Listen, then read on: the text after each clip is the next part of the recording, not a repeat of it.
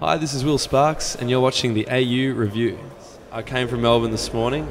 Spent one night at home in my own bed finally, which felt better than ever. And just came from the whole Europe tour and America before that. So yeah, finally at home for 2 months. I mean, it was just a whole roller coaster. Like, you're just constantly living out of a suitcase on the planes, go to gigs.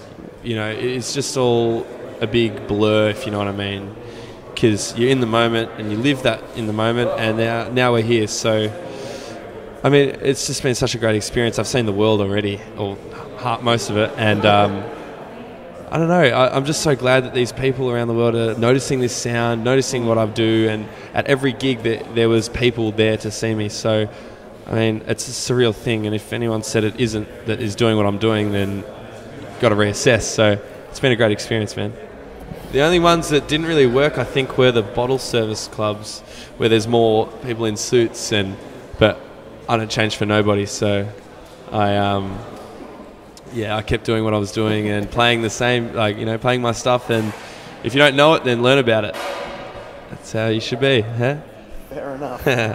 So you're back home now. Yeah. And you spoke at the event. Have you already spoke just a yeah. little bit before in the Melbourne panel? The Melbourne Sound panel. I like to call it the Melbourne Bounce these days. Well, I walked in very briefly, but I guess... Yeah, I think I saw you. Give us a bit of a taste of what you were talking about. Well, basically I was talking about what it is and how these days it's a bit saturated from, these people making it and kind of draining it, and how people hate on the sound for the wrong reason, because they think that stuff that these young kids are making coming up is in the same category as us, when really that's the Melbourne sound over there. But I actually call, like me, TJR, Joel Fletcher, we're more like the Melbourne Bounce. And it's taken us a long time to really nail our production and actually get it to sound at a decent quality. And I think I just explained that's how it is.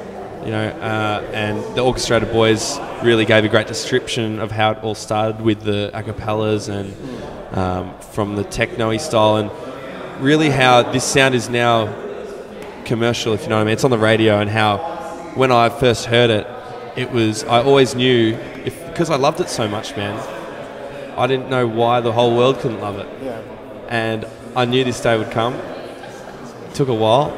Well, not that much anyway, but it's so good, and I really did lay the rules down. I got a bit emotional in there, it got a bit heated, so it was good to let it out, and I hope the whole of Australia hears it. Fantastic. And the world. And the world, yes. You're taking it and conquering the world. Yeah, hopefully, man. So, this event, it's in its second year. Yeah. What are your general vibes of it? Obviously, it's a big deal to have an event like this in Australia. I think it's great. Everyone gets together. You get to wear a cool little thing with your name on it, and it's sick. I love industry kind of things. It is the job, and it's good to get away from the clubs and really focus on actually what it is. And I'm just with all my mates, really. It's just like a get-together. It's cool. So, yeah. And what's happening over the rest of the Australian summer for you? It's so good to be here for summer. Nothing better. And, I've just flat-out gigs around. I got Stereo halfway through that.